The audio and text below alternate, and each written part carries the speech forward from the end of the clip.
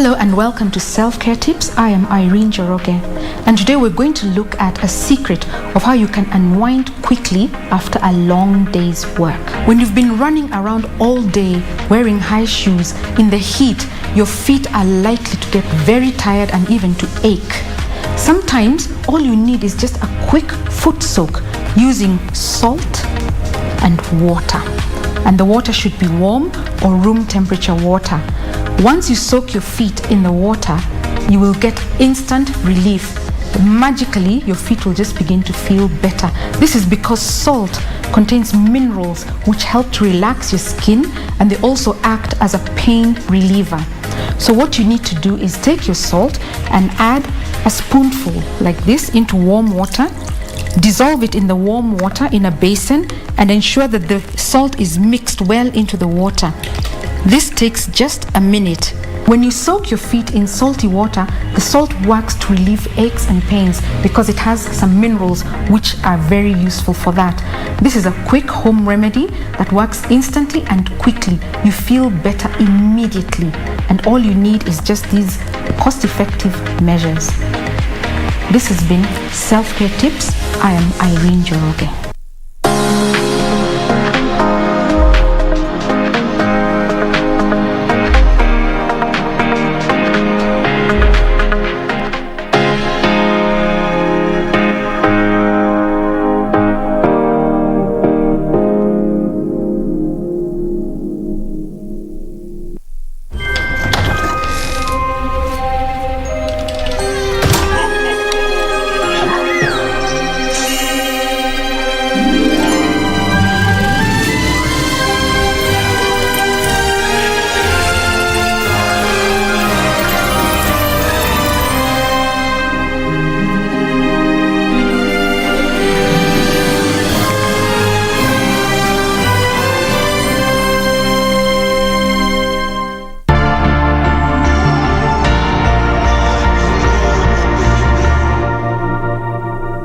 My name is Mohammed Ahmed Mohamud, the CEO of Kenya Deposit Insurance Corporation, popularly known as KDIC. The corporation recently increased the protected sum from the previous 100,000 shillings to 500,000 shillings per account.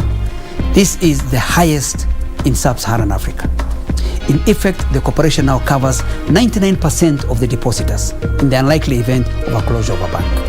So KDIC encourages the depositors to continue doing business with our banks that are strong and resilient. Be sure, check out for a KDIC sticker in your banking hall. KDIC, protecting your deposits.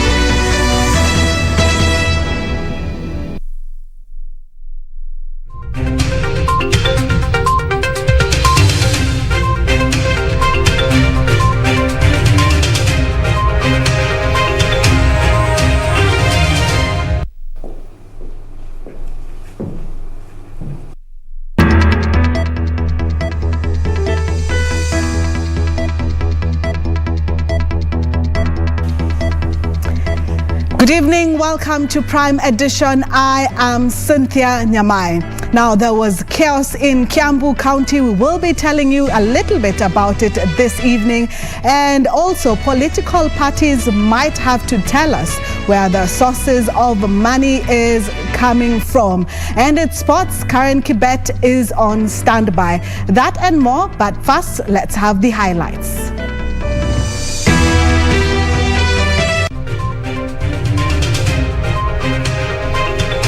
I further urge all government departments to leverage on the pool of skills that abound in our NYS graduates for employment in the areas of infrastructure, rehabilitation, security, customer care, vector control.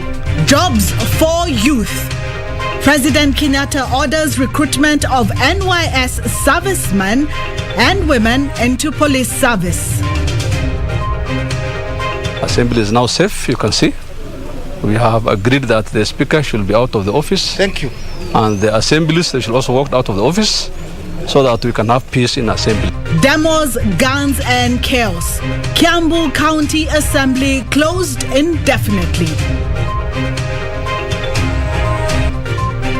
And spells that bind.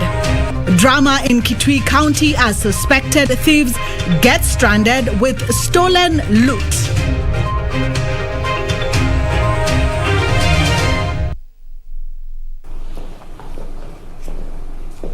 Well, we'd like to hear from you. You can send in your feedback.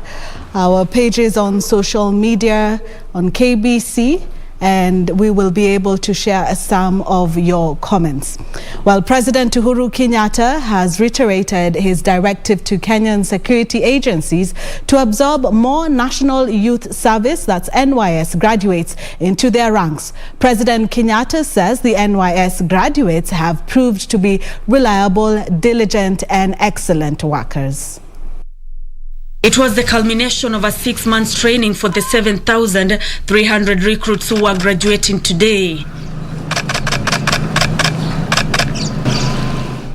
Though the COVID-19 restrictions kept family and friends of the recruits away, there was no gloom in the event as each took their oath to serve the country.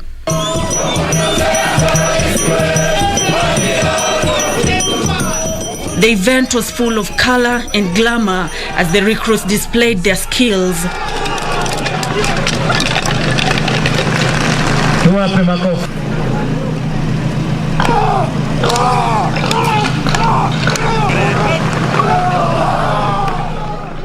The training college has churned 14,000 graduates this calendar year alone, with President Uhuru Kenyatta making a passionate appeal to Kenya's security agencies to recruit the graduates into the armed forces. Indeed, in the just concluded KDF recruitment exercise, 500 NYS graduates were recruited. Today, I once again reiterate my directive to the National Police Service and all other discipline services to redouble their efforts towards the absorption of the NYS cohorts into their ranks. And indeed, Inspector General, wakati unafanya recruitment next year, hawa vijana wawe uko mbele, mustari ya mbele. While commending the security agencies for heeding his earlier directive on employment of NYS graduates, the president said the NYS servicemen had proved to be reliable and diligent and excellent workers. I further urge all government departments to leverage on the pool of skills that abound in our NYS graduates for employment in the areas of infrastructure, rehabilitation, security, customer care, vector control. National Youth Service has made notable development contribution spread across the national and beyond. The contribution in manufacturing, food security, and housing, to name a few, target providing timely solutions to national development challenges. Those that graduate with trade in different skills areas have proved to be a cut above the rest, as attested by their employers. Servicemen who graduated today will now offer a 1-year voluntary service to the nation. Nancy Okware, Prime Edition. And now to politics, where drama ensued at the Kiambu County Assembly Thursday after a section of MCAs led by the leader of majority, Gideon Gachagua, stormed the office of the Speaker in an attempt to eject him. The Speaker is alleged to have drawn out his gun in retaliation, threatening the Assembly members. The MCAs are accusing the Speaker of presiding over corruption, claims that he has dismissed. Thursday morning at the Kiambu County Assembly. Na ndio maana tuko na auditorium. Armed with chains, padlocks and a hammer, a section of the members of the county assembly stormed the speaker's office with one goal: to eject him and lock him out of the office. Led by Leader of Majority Gideon Gashara and Chief Whip Simon Wakarema, the MCAs accused the Speaker of misuse of office and unilaterally suspending the Assembly, leaving some pending matters such as the approval of a supplementary budget unaddressed. We were supposed to extend our session yesterday, but the Speaker, knowing the grave matter that he has done, he suspended the Assembly. As you know, the budget cycle has changed, this being the last year. Our CSFP was tabled yesterday and it was supposed to be discussed in 14 days. We have supplementary budget which is also supposed to be discussed. Given power by our own standing orders to suspend the House, which is what I did for the rest of the session, which ended yesterday. But I also put a rider that if there is a serious business like the supplementary, which we are waiting from the executive, and the executive is ready with the supplementary budget, I have the power to reconvene the Assembly at any moment and discuss that and pass that budget so that there is money to do the work for Wanjiru.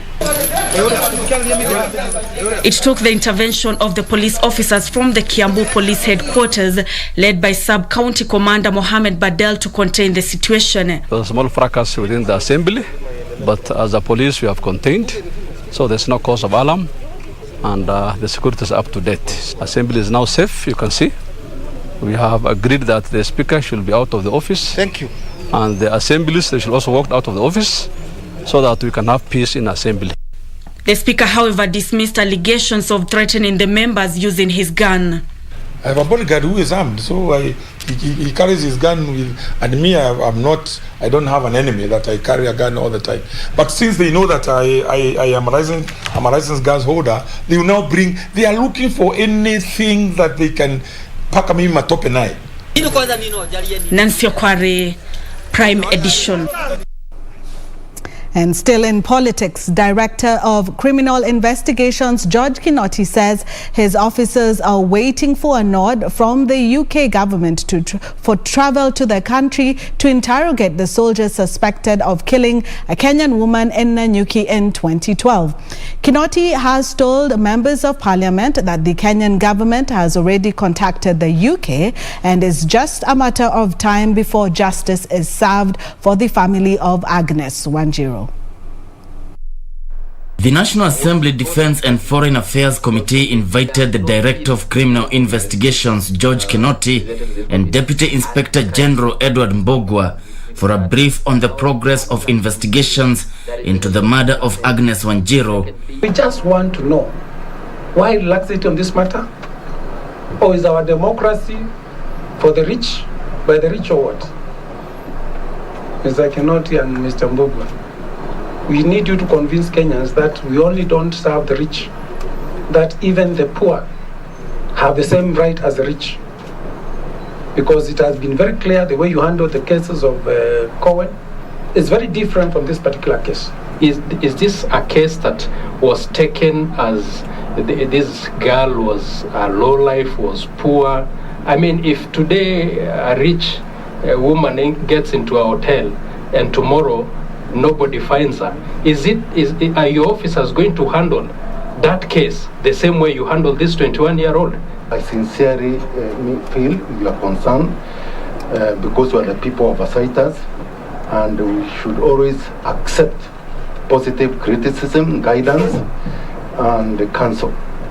I entirely accept. Truly, we cannot say that this matter was expedient. It was approach in the manner the agency perhaps it deserved at a particular time. The inquest took 7 years to hear and conclude. In the incubancy of the inquest, the police could not have done much because the case is ongoing in court. Inquest was to assist us now zero on who could be the most probable person suspect among many who were suspected. Wanjiru was killed and dumped in a septic tank in a hotel in Nanyuki in 2012. Kinoti told MPs that the DCI and the United Kingdom Central Authority have established a joint team to investigate the murder. The cooperation which we are getting from the United Kingdom is excellent, sir. Already this matter is under the hand of the Attorney General and our permanent secretary in charge of foreign affairs. They have taken charge of the matter. And the correspondences and the responses we are getting, we shall have no obstruction. There is no fear whatsoever. This matter is just a matter of just a technicality which we are waiting to have the suspect brought here. Once our team leaves now for the United Kingdom, that is now when we are going to come with that bit which is remaining. MPs raised concerns over delayed justice for the 21-year-old woman who left a 5-month infant at the time of her murder. Kevin Washira, Prime Edition. ODM leader Raila Odinga was in Migori County Thursday, where he inspected various development projects and held several rallies. Migori Governor Okoth Obado was missing, even as his county played host to the ODM leader.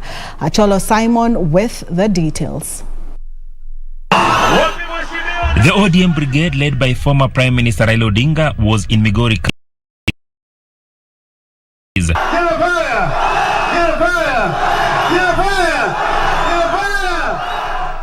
But conspicuously missing was Migori County Governor Okoth Obado. Raila inspected renovation works at Dede Market, opened the Kenya Medical Training College Awendo campus before handing over a government grant to Awendo Sugar Factory.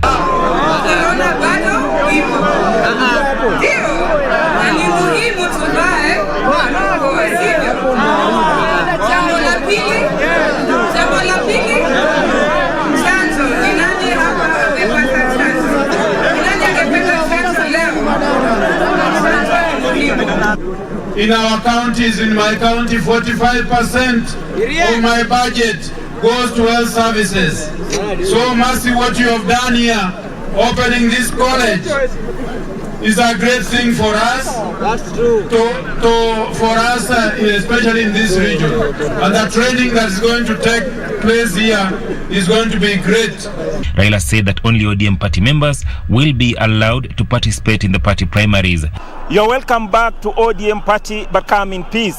That is a stern message ODM leader Raila Odinga is sending to those who reneged out of the party just before the 2017 general election because of contested nominations. Migori County is among regions perceived to be firmly behind ODM party.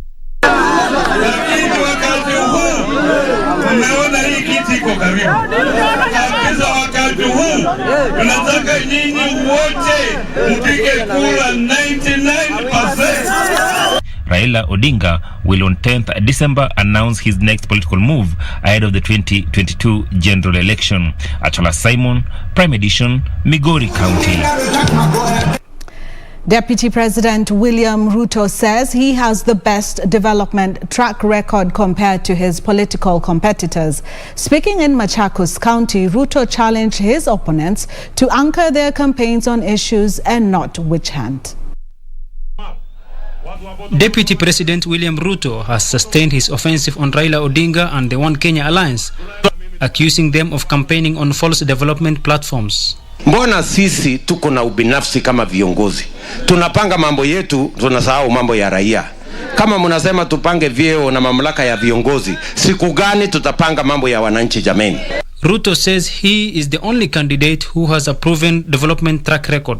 Hii mashindano ya kubadilisha Kenya sio mashindano ya urembo, ni mashindano ya kazi. Ama si ni mashindano ya kazi?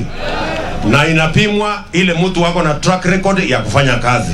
Na kama huna track record ya kufanya kazi, kama kazi yako tu ni kuimba na story na nini, unatembezwa unaenda nyumbani. The Deputy President once again appeared relentless in his efforts to position the United Democratic Alliance as the party of choice. Musikubali tupangwe ati nyinyi endeni chama ya kabila hii, nyinyi endeni chama hiyo ni ya kabila hii, nyinyi endeni. Hiyo ni mambo ya upuzi na inaturudisha nyuma na inatufanya tuwe wadhaifu. Tunataka tuungane kwa chama ya kitaifa, chama ambayo inaleta Wakenya wote pamoja, chama ambayo iko na uwezo wa kuunda serikali, ndio tuweze kukabiliana na changamoto za taifa letu la Kenya jameni. The DP, who has been on a tour of Machakos, said the bottom-up economic model is the best cure for Kenya's economic challenges.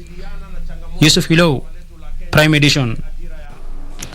Well, political parties will be required to make public their source of funds if the Political Parties Amendment Bill is passed into law. The bill proposes to have political parties publish their source of funding in a newspaper with a wide reach and on their official website. The bill is also proposing for far-reaching disciplinary measures against members found to be promoting the ideals of a different political party. Parliament has gone into the long recess, but not before giving a sneak peek into the business of the sixth session. Indeed, honourable members, the President did urge Parliament to consider adjusting its calendar to ensure that all the critical legislation and legal instruments, including those relating to elections, are concluded in good time. Fortunately, this House, and in its wisdom, adjusted its calendar so as to commence the sixth session on the 25th of January 2022 instead of the second week of February as required under Standing Order 27 regarding regular sessions of the House. As you are aware, today is the last sitting day pursuant to Senate calendar adopted on Tuesday 16th February 2021. At the rights of the Senate today, the Senate will proceed on recess until Tuesday 8th of February 2022.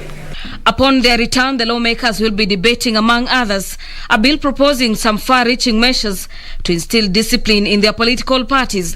The Political Parties Amendment Bill proposes that political parties make public their source of income and that any member who pushes for the interests of another political party be deemed to have resigned from his party. This adjustment affords the House 3 extra weeks, which comfortably accommodates the President's request. Parliament is proceeding to the annual long recess, but may convene for special sittings to discuss issues of national concern. For Prime Edition, I'm Gladys Mungai. Now, residents of Kitui were treated to a rare spectacle when 2 suspected thieves were paraded in the town streets with stolen loot stuck on their heads.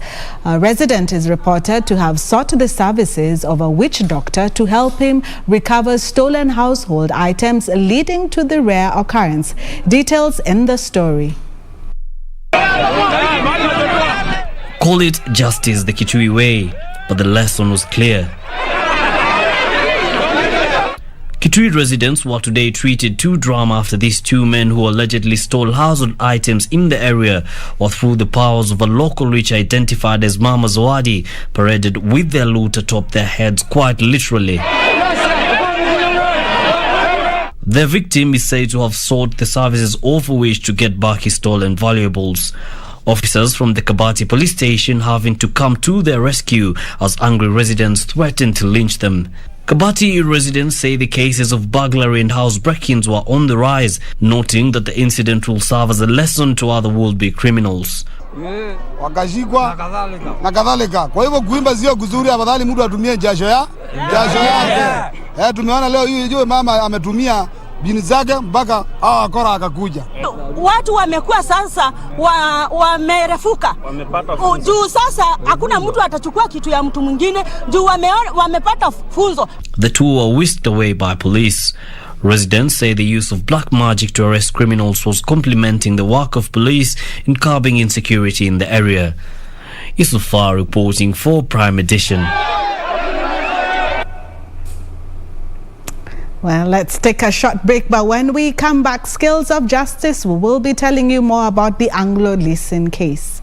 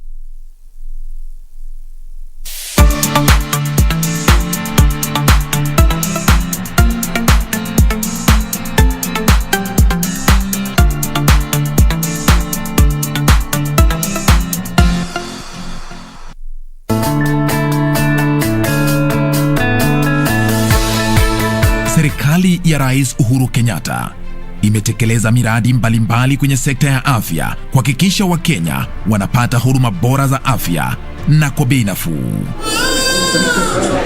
Wiki hii kwenye Project 254.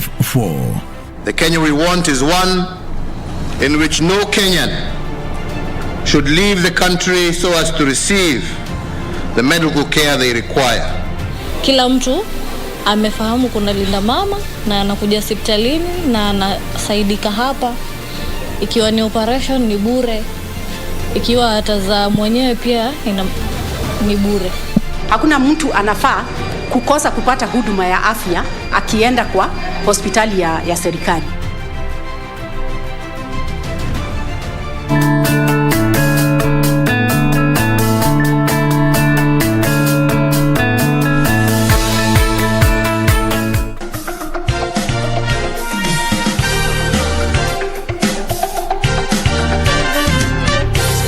When I was admitted, I couldn't pay. I did my own transaction. I paid for my admission. Yes, yeah. But by the time I'm being discharged, I couldn't see my phone. Wow. So I couldn't pay for my, someone else had to do it. I could still see bright colors, but I couldn't tell details anymore. And that's when it hit me that I'm actually going to lose my sight completely. I begged to die so many times. I would wake up and I'm like, why am I alive? I thought we agreed yesterday I should have died. And then I'd be awake.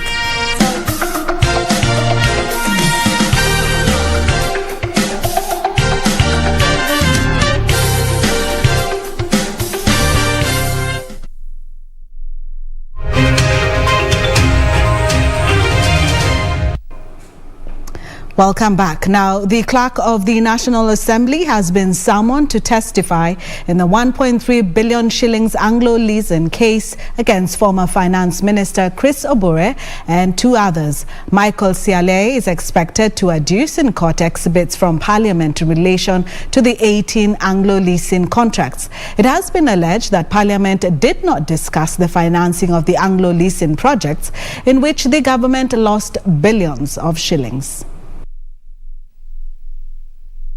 Michael Sialai will appear in court to testify in the multi-billion shillings Anglo Leasing scam. He will give evidence in favor of former Finance PS Samuel Bundotich, who is charged jointly with former Minister Chris Obure and former PS Sami Kyungu. Their defense, the accused have argued that former Attorney General Amos Wako prepared and signed the contract documents. They have maintained that Parliament approved the budget estimates for the Anglo Leasing security and postal projects. I can't remember, that's a long time ago. We had discussions and I can't remember the details of the discussions.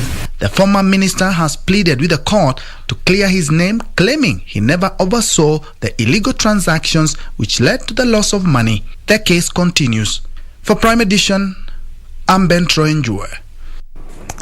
Now, Kandui Member of Parliament and his Turkana counterpart Eseli Simiyu are now accusing Bungoma Senator Moses Wetangula of holding Ford Kenya party at ransom. The lawmakers, who are currently trying to wrestle the party from Wetangula, say the Bungoma senator is using the courts to forestall progress in Ford Kenya. The bitter political divorce within Ford Kenya appears to be headed towards a settlement. Kandui Member of Parliament and his Tongareni counterpart Eseli Simiyu say they will on 14th December announce their next course of action after their failed attempts at a hostile takeover. The two leaders and a host of other delegates have been battling for the control of Ford Kenya. So in our consultations today, members are determined that we must move on to build democracy in our country and have made resolutions which I would like to share with you. Elsewhere, the National Police Service has launched a road safety campaign in Malindi, Kilifi County ahead of the festive season. The Malindi traffic base is sensitizing motorists on the need to obey traffic rules and regulations to minimize accident cases in the area. Leo tumekuja hapa kuhamasisha watu wa bodaboda, watu wa matatu na hata abiria, kuwaeleza jinsi tunaweza kukubaliana na tushirikiane, tuone nchi yetu itakuwa bila ya accident kwa hii msimu unaokuja wa Christmas na mwaka mpya. Meanwhile, hundreds of elderly people from Magarini sub-county have lamented over failure to be registered in the Inua Jamii program despite presenting themselves for the program. Wamefanya kubebwa wakaletwa, lakini hawajapata huduma mpaka sasa wale wazee, na watabeba warudishwe. Ni masikitiko makubwa sana yale ambayo kwamba tunayaona yakifanywa hapa. Elsewhere, national and county governments have been urged to put in place policies to identify and document all Kenyan indigenous seeds varieties. We urge the government and other stakeholders to increase budgeting and investment in agroecology. While a growing global focus on agroecology, the time is now for deliberate and increased financing, investment in agroecology for health and the people and the nation at large. In Nairobi County, officers from the Central Police Station have benefited from a free medical camp thanks to the cooperation between the International Police Organization and the Medanta Africare Hospital, Nairobi. The camp was organized to screen the officers for lifestyle diseases. Police also need to be healthy. We need the police to be in the streets, but they cannot be in the streets if they are not healthy. So we are much grateful to ensure that police are also healthy. Police are also doing good, because without the police in the streets, you may not have the business going on well. And starting to ensure that we have the police, they must be healthy in this way or the other. For Primetime Edition, I'm Fanuel Werunga.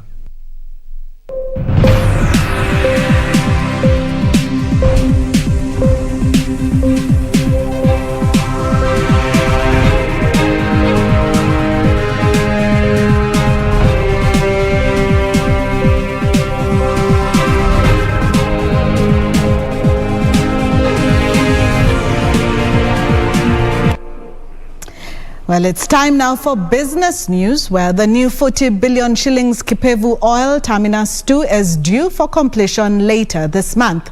The terminal, designed to receive super petrol, diesel, jet fuel, LPG and crude oil at a go, aims at enhancing the port of Mombasa's capacity to handle and store fuel products. According to Kenya Pipeline Company Operations Manager Martin Wanyama, the old Kipevu Oil Terminal has had challenges in that it could only handle one vessel at a time.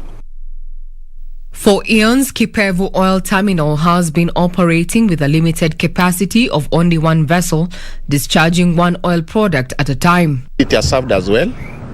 However, the challenge is we use three products. That's Jet 1, AGO, which is diesel, and PMS, which is super. Now, I think the ideal will be a situation whereby we are discharging all the three products at a go.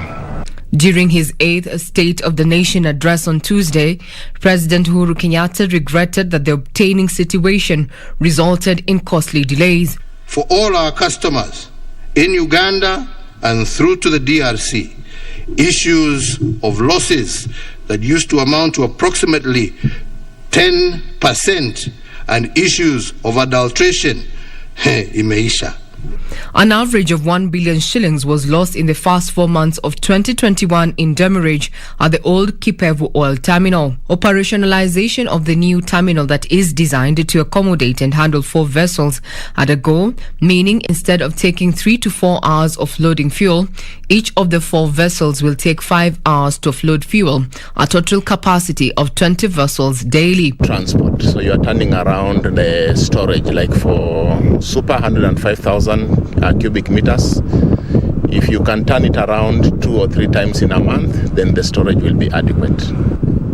The terminal is designed to receive 5 oil products at a go: super, diesel, jet fuel, LPG and crude oil. Engineering designs, and we are looking to have LPG on board maybe in the next 3-4 years. However, it will take 3 years for Kenya Pipeline Company to be ready to receive LPG. The product is currently being received by oil marketers at the Shimanzi Oil Terminal. Regina Manyara reporting for Prime Edition. To some good news now, where expatriates have ranked Nairobi as the best city on the African continent due to the ease of settling and finding houses. The Expat City Ranking 2021 listed Nairobi in position 12 out of 57 cities surveyed around the world, an improvement from 62 out of 66 1 year ago. Nairobi beat other African cities such as Cape Town, which was ranked 41, Cairo at position 52, and Johannesburg at 55. The latest survey by a global network of expatriates internations analyzing 5 areas of expatriate life, including quality of urban towns, getting settled, work-life balance, finance, housing and cost of living, to reveal the likely city of choice for expats to move to in 2022. Nairobi was picked as the best city to work when compared to other African countries due to ease of settling and finding houses, according to the Expat City Ranking 2021 survey.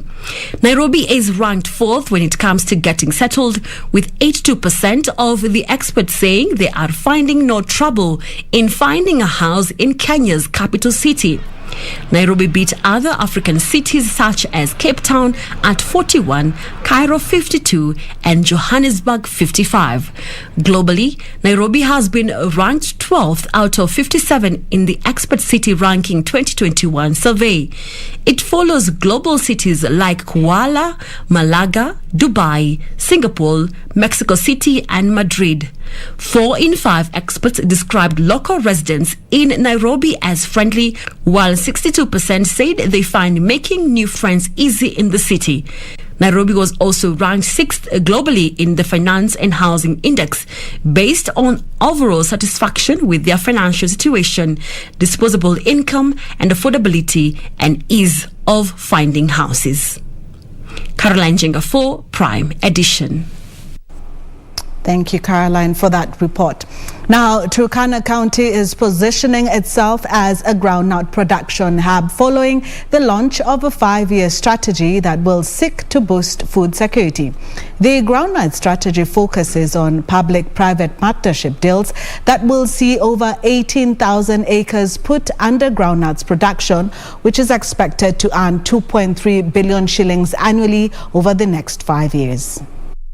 The Turkana County Groundnut Production Strategy 2022 to 2027, with the support of Food and Agriculture Organization and other stakeholders, seek to tap the 51 irrigation schemes in the developed unit to put more land under groundnuts production. We have been really supporting, and we are keen to support the affected communities to mitigate and adapt to climate change. Through, of course, resilience building that includes the capacity development and the diversification of the economy activities for socio-economic development. Turkana is among 23 counties in Kenya classified as arid and semi-arid lands based on the relatively low rainfall received annually. But residents, most of who are predominantly pastoralists, have in recent years been slowly embracing crop farming to take advantage of the irrigation schemes along the Turkana River. If we can produce seeds to be supplied in the whole country, that would be good for us. If we can produce food for ourselves and for everybody else and export, that would be good for us. A pilot done in the area identified groundnuts as having the potential to greatly improve food and nutrition security in the area, highlighted by cases of malnutrition, especially among children aged under 5. Turkana Governor Josephat Nanok says the new strategy will create jobs and improve incomes for smallholder farmers. Reporting for Prime Edition, I am Teresa Mutai. Well, we'll take a short break, but when we come back, we'll have more stories for you. Harrison Kenywa from Mombasa has been asking about Technology 101. That's coming up shortly.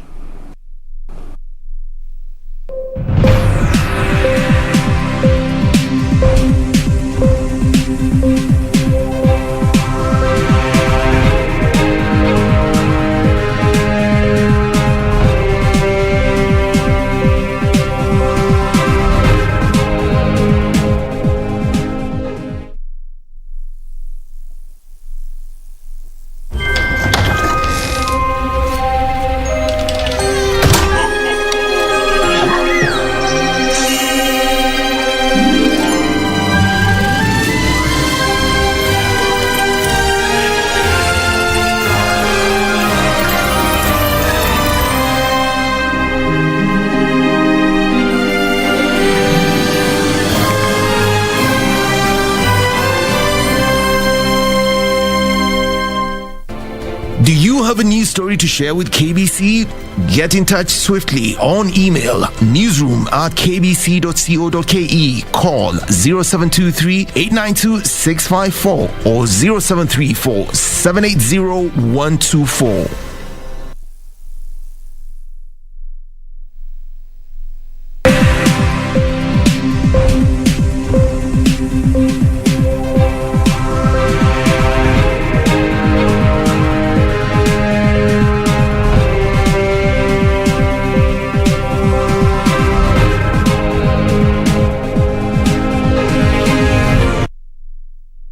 Let's continue with business, where e-commerce service providers and logistics companies are driving the adoption of e-mobility options for lower costs and effective last-mile delivery. This is expected to save companies costs for riders and end product price, as well as reduce carbon emissions. Individuals are also slowly embracing e-bicycles to beat traffic in urban centers and save costs. In July this year, logistics firm Cynthia announced the launch of its first electric vehicle fleet in what the firm said was a drive towards zero carbon emission transportation in Nairobi. Cynthia said it was deploying three-wheeler electric vehicles for its last-mile deliveries. Now there is no policy or legislation on these kind of assets. We are hoping that alongside the Kenyan government and other policymakers, we are able to come up with a policy that allows, first of all, importation of these bikes to go down. Right now it's about 25%, so we're hoping to bring it down to about 10, like a normal bike. And early this week, e-commerce firm Jumia announced a deal with EB Africa involving piloting the use of electric bicycles for deliveries. This was in a drive towards gradually replacing Jumia's fleet of fuel-based motorbikes with the bicycles to cut cost for riders and consumers, as well as carbon emissions. So our target was always the masses. We know that there are a lot of people who participate in delivery for the delivery service industry, and we know a lot of them have always had to take on loans. As an environmentally conscious organization, it is our effort to expand our fleet now with more eco-friendly options. The journey towards adoption of electric two-wheelers that have become a popular mode of transport, especially in developed countries, have been slowly taking root in Kenya, with individuals and companies embracing e-mobility to reduce cost and beat traffic, especially in urban centers. The government's move to start construction of non-motorized transport corridors in major urban centers offering cycling lanes has encouraged more Kenyans to embrace e-bicycles. Vile iko electric inatumia moto, still unaweza change battery. Moto ikiisha, still you can still change the battery. Bike ni different na ile ya kawaida, sio kama ile ya kawaida. Hii ni mzuri sana because the experience yani iko fast, alafu pia wakati unaipeleka unaweza shift from gear 1, gear 2, gear 3 mpaka inaenda mpaka gear 5, gear 6. Alafu kwa mlima iko easy sana. Si lazima ati kama ile ya kitambo unashuka, unasukuma, but hii iko sawa sana. The e-bicycles in the market are equipped with an electric motor and battery that can last an entire day after 4-hour charge. The ordinary bicycles, for example, they can go for a range of about 70 kilometers before the battery is over. So wherever the rider is, we just come in and swap the battery when you are done with the 70 kilometers in a day. So we just come in, we swap it for you, and you continue the rest of the journey. In 2019, the e-bicycle market globally was estimated at 1.7 trillion shillings and is projected to grow 7.49% annually over the next 5 years. E-bike represents an emerging sustainable mode of transport for the future. They are great modes of green transportation since they don't release any harmful emission to the environment. With an e-bike, only light pedaling is needed. Reporting for Prime Edition, Macau McBrien. Smallholder farmers have had to rely on financial institutions for capital, farming expertise and fund acquisition of farm inputs. However, today more farmers are turning to innovative community-based digital solutions to shorten the supply chain and improve returns. Tonight on Tech One, we'll look at how farmers are turning crowdfunding startup platforms as an avenue for securing capital and markets.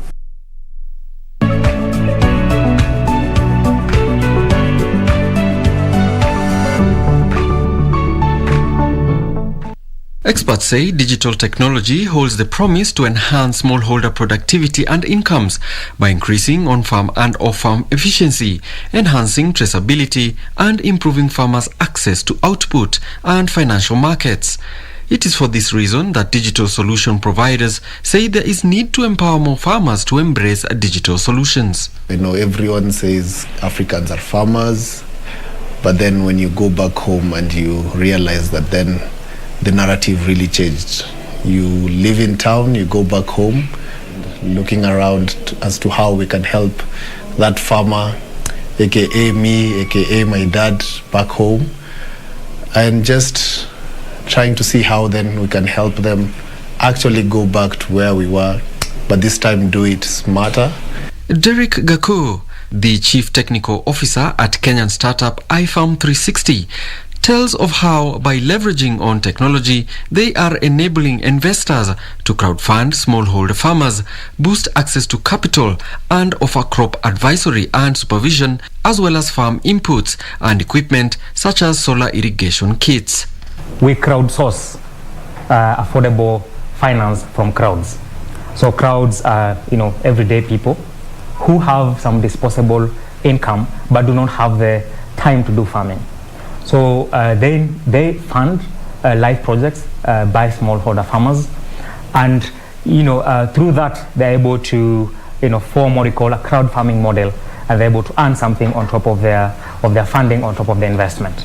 Gaku says the agriculture sector cannot be left behind. Thus, startups have to tap into the growing sector by partnering with farmers to offer them a platform to facilitate farming. So for us, the main stakeholders in our model are these crowd investors or these crowd funders who are able to access or see live projects through our platform. Then they're able to invest in them, they're able to follow up on those projects. Then at the end of the project cycle, they're able to receive their principal as well as something on top in terms of revenue.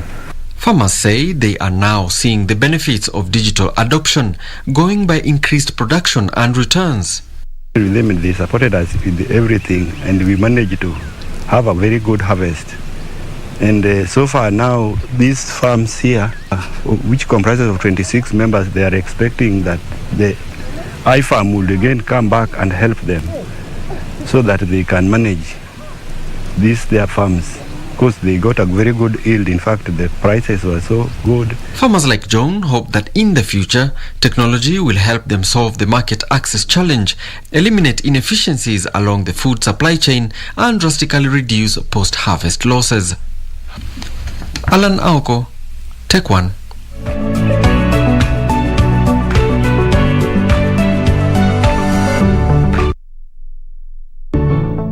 Kenya has today launched the East and Central Africa Regional Secretariat, tasked to mitigate risks posed by chemical, biological, radiological and nuclear material in the region.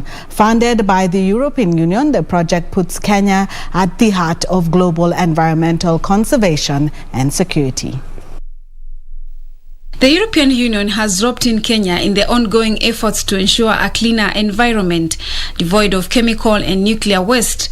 Kenya will for the next couple of years host the Regional Chemical, Biological, Radiological and Nuclear Secretariat. Kenya has always been a very active member, and I think Kenya has also the drive, the ambition and the resources to support in a very strong manner this regional initiative. The secretariat is tasked with ensuring the region wins the war on terrorism, illicit trafficking, theft, sabotage and infectious diseases, among other global vices. The risk mitigation of the same materials, the risk can be higher and they can really cause a lot, as was mentioned by our national focal point. So that's one of the reasons why we have to bring a regime under one. And this being an international issue, that's why you find the COE for the 11 countries is to make sure that we coordinate across the region. Kenya has already committed to contribute immensely to the global war on climate change. If we could then start mainstreaming the training in our running institutions, in the medical running institutions, teachings on chemical, biological and nuclear weapon medicine, how to treat some of those clients. Detection of the agents is one, decontamination is the other. The real treatment is another challenge. For Prime Edition, I'm Zainab Said. Now, farmers in Busia County have embraced a cassava value addition venture to increase the economic value of food crop. Once dubbed a poor man's food, cassava is now being processed into flour and fortified with sorghum, millet and an assortment of other cereals to produce more nutritious flour that sells at a higher price. Utapata ya kwamba kila boma iko na mihogo. Na ile boma yenye haina mihogo, hao watu wenyewe wanaiamini ya kwamba ni boma maskini. Cassava, which has been viewed as a poor man's food within the Busia County and the region, now fetches more in the markets due to a value addition venture started by a section of farmers. They used to plant local varieties, whereby a farmer could only get like 5 tons per acre. That's actually a loss. But after doing some work and getting some improved varieties, the farmers are now even appreciating, because the yield they get from here is like double what they used to get a long time ago. To the improved varieties, of course, utapata kuona kwamba mtu atauza. After harvest, the cassava is dried at least for 3 days to reduce moisture content before milling. The flour is then mixed and crushed with dried pumpkins, sorghum, millet, soya beans, making the flour more nutritious. Kenya Climate Smart Agriculture Project has started a seed multiplication program to increase cassava production from the current 5 tons per acre to 10 tons to meet the demand. By organizing farmers here with the clean materials we are producing here, and then they have already some targets of how much this factory will require, I think we'll already change a scenario whereby cassava remains as a poor man's crop, but rather changes into an industrial crop. The farmers are seeking additional markets outside the country for their cassava fortified flour. Air travel related charges and taxes have made air tickets for flights within the East African community costlier than flying to destinations such as Dubai. In a bid to reduce the cost of intra-EAC air travel, EAC partner states have drafted regulations seeking to adopt a One Skies policy. In this week's edition of EAC Integration, Carol Njenga looks at air travel within the trading bloc.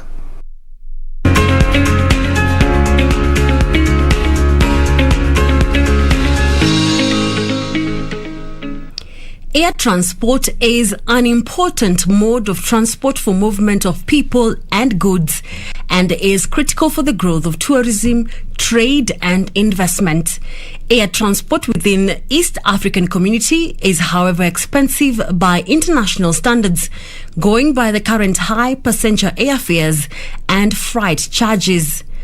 Flight costs for both passengers and freight are high in the East African region, contributing to the high cost of doing business.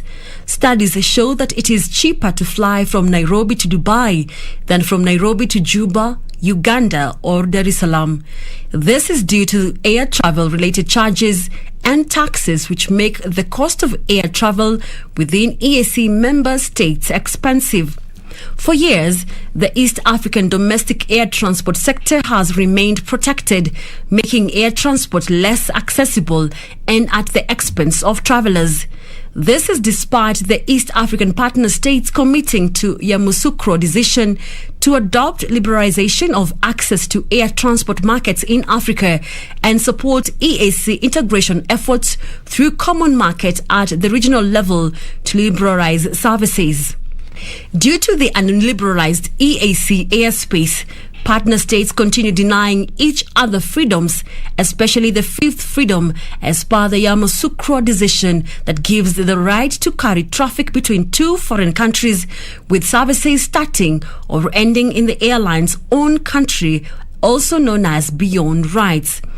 This has led to exorbitant freight charges, rendering the sector uncompetitive with the global operators. EAC partner states developed draft regulations on liberalization of air transport services, but are yet to be adopted. The objective of the regulations is to liberalize air transport services within the community in order to develop the industry and contribute to the welfare of the citizens of the partner states. The draft regulations urge EAC partner states to harmonize landing fees, excise duty on aviation fuel, navigation, parking, and other related fees. A study by the East African Business Council on costs and benefits of open skies policy in the East African community indicates that liberalization will lower average fares by 10% and stimulate passenger demand by 41%. The report further says liberalization of air travel could result in an additional 46,320 jobs in the East African community. Caroline Jenga for Prime Edition.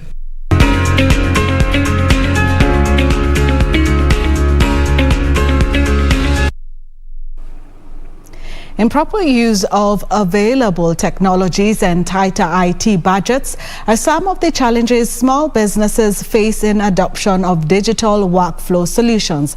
Experts say that the experiences of COVID-19 pandemic, 90% of small businesses now prefer digitally enabled remote working solutions, but are still actively faced with technological related barriers that need to be addressed. An exploratory study of critical success factors for SMEs in Kenya, conducted in 2017, found that 70% of SMEs fail within the first 3 years due to, among others, challenges in accessing capital and market. To navigate these challenges, small businesses are reinventing their operations to save costs and streamline the workflow in order to survive the harsh operating climate. Integrating different applications and building systems which can help them connect with their customers, connect internally with their staffs, and be more collaborative. Because, as you know, if you get your teams engaged and they can engage with the external, it means your business has a lot of chances of growing. Experts believe a real-time communication, website and e-commerce hosting are some of the ways that small businesses can adapt in the transition to hybrid remote working if they are to save their businesses from failure. So how is this possible? We want to create a smooth working environment. This means because of COVID, because of the pandemic, we learned that there's a lot of things that we can do online and even remotely. Before COVID, we all used to go to the office, right?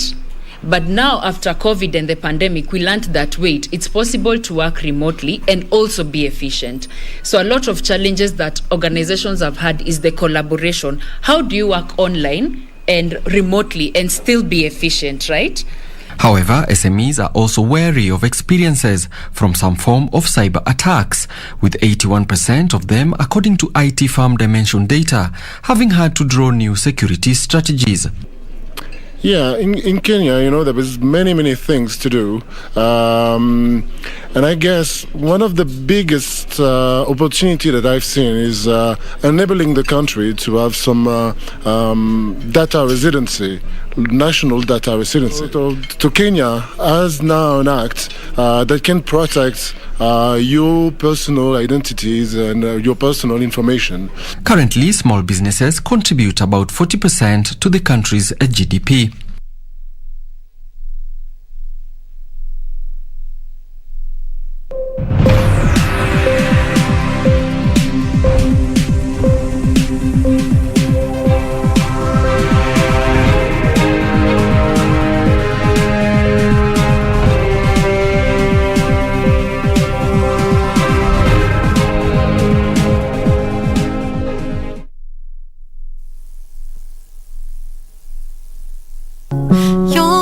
段故事建筑一座城堡，回放有一段故事建筑一座城堡。 The supervisor of the HR department is giving 24 hours. In 2 years, we'll be in middle school. What school will he go to? And how much money will you need for that? Have you thought about it? I pay you $10,000 every month, right? So I don't want to hear buts from you. $10,000 a month? $15,000 after probation. Any problem? But I haven't approved it. But I have. 有一段故事建筑一座城堡，会放进去好久。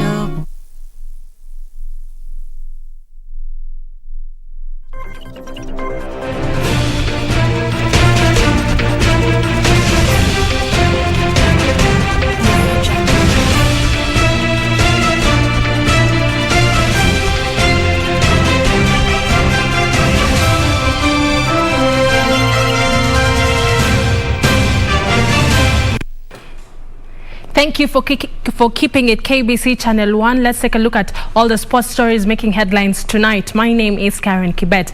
Now on to our first story. NOC President Dr. Paul Tergat is unopposed in the forthcoming National Olympic Committee of Kenya election slated for 9th December 2021 following the clearance of 26 candidates to vie for the 13 executive positions. 2 other members who will be serving their second term include Humphrey Kayange and Helen Obiri.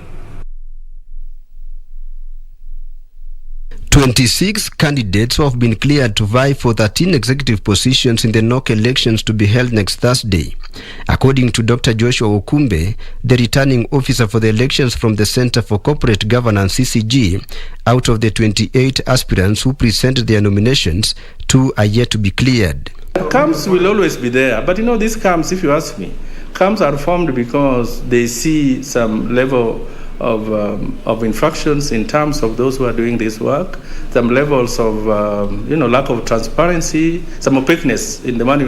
When we do these things openly, really, I don't expect camps. If you ask me, I want to be very positive. Nothing like that will happen. Agnes Olwoch was proposed by the Kenya Table Tennis Association to vie for the deputy treasurer post, hasn't been cleared pending her submission of a certificate of good conduct by 7th of this month. Kenneth Karani, proposed by the Kenya Swimming Federation, has not been given green light after being seconded by the Nairobi County Aquatic Association, which is not a NOC affiliate. CCG has also cleared 24 out of the 26 NOC affiliate federations to vote in the election, with Football Kenya Federation being logged out following its disbandment by the Sports Cabinet Secretary at Badminton Kenya, which was suspended by the International Federation. The center is here to give this the very best in terms of integrity, credibility, verifiability. We will ensure this is done to the highest level possible. And we want everybody else out there conducting elections anywhere to emulate what we are going to do on 9th. NOC President Dr. Paul Tergat is unopposed in his position. Similarly, the athletes representatives Helen Obiri and Humphrey Kayange. The NOC elections are held after every 4 years, but were postponed last year due to the rescheduling of the Tokyo 2020 Olympic Games. Nairobi Water defeated Cereals 28-23 in their third match at the East and Central Africa Handball Tournament, currently ongoing in Dar es Salaam, Tanzania. The Kenyan champions, who are easily defeated Ngome and JKT in their opening 2 matches, had a difficult time against Cereals but managed to take a 4-goal lead into the halftime break. Cecilia Kitheo and Gladys Chilio were Nairobi Water's top scorers in the match with 8 goals each, while Brenda Arivitsa scored 6 goals. Cereals had Sarah Mabenga to thank for after she scored 10 goals despite the narrow loss. The East and Central Africa Championships attracted 9 teams from Kenya, Zanzibar, Rwanda and hosts Tanzania, and ends this Saturday.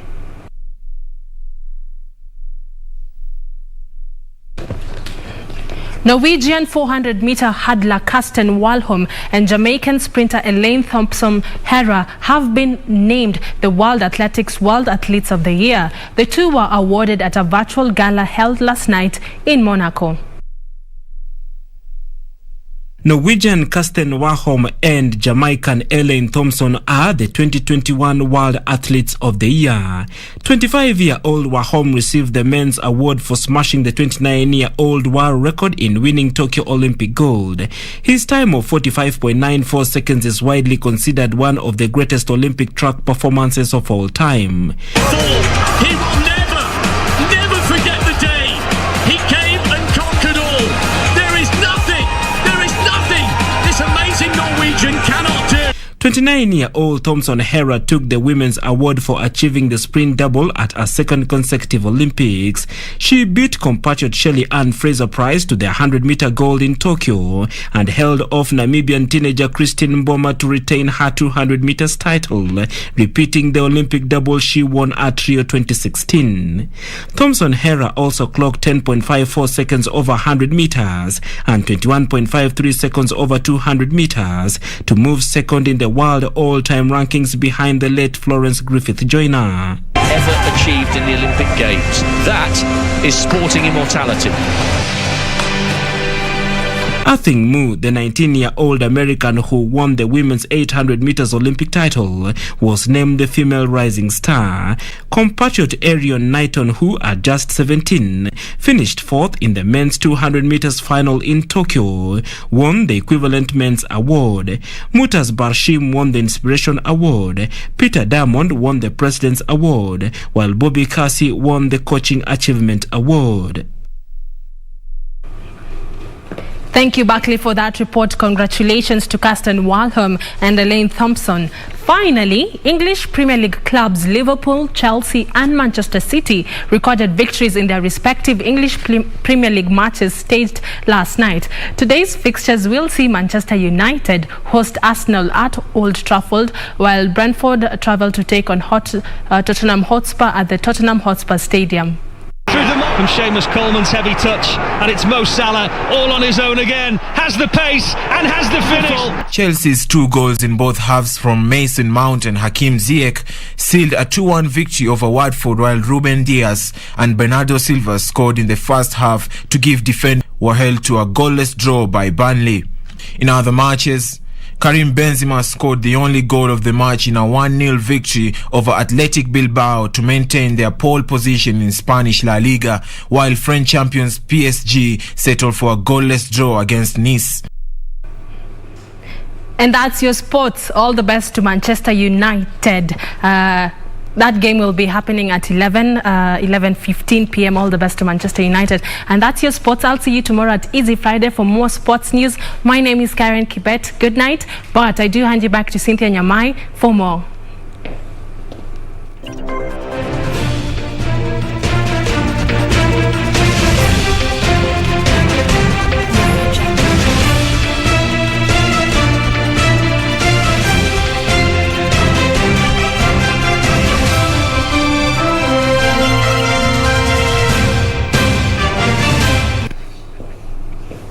Well, I'm just having a look at some of your comments and feedback.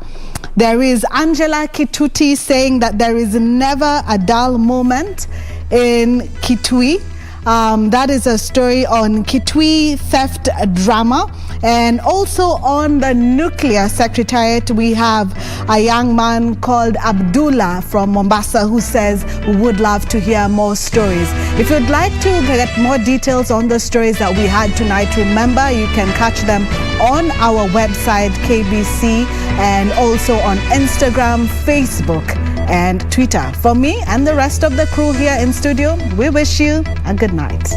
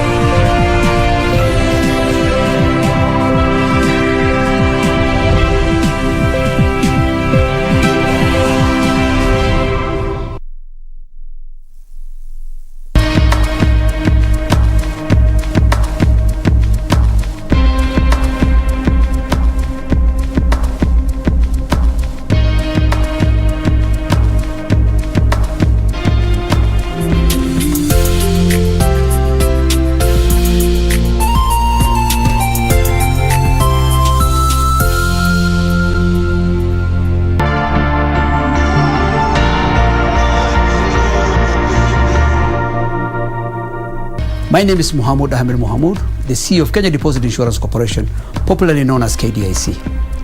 The corporation recently increased the protected sum from the previous 100,000 shillings to 500,000 shillings per account. This is the highest in sub-Saharan Africa. In effect, the corporation now covers 99% of the depositors in the unlikely event of a closure of a bank. So KDIC encourages the depositors to continue doing business with our banks that are strong and resilient. Be sure, check out for a KDIC sticker in your banking hall. KDIC, protecting your deposits. Ili kupata skiza tuni hii ya usifadhaishwe, bonyeza *811 *961#. Usifadhaishwe na mafanikio ya wengine ukihisi kwamba maisha yako hayana maana. Kumbuka, wengi huzungumzia tu mafanikio yao na si changamoto walizozipitia na ni mara ngapi walianguka. Tia bidii, muda wako utafika. Ili kupata skiza tuni hii ya usifadhaishwe, bonyeza *811 *961#.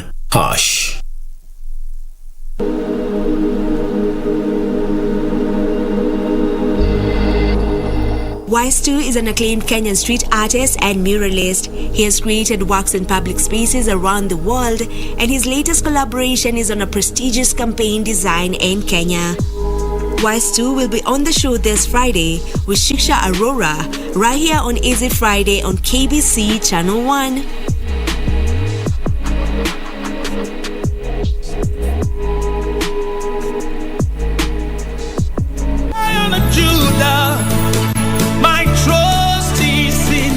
Jumapili hii kwenye runinga ya KBC, ungana naye Askofu Michael Wanderi wa kanisa la Christian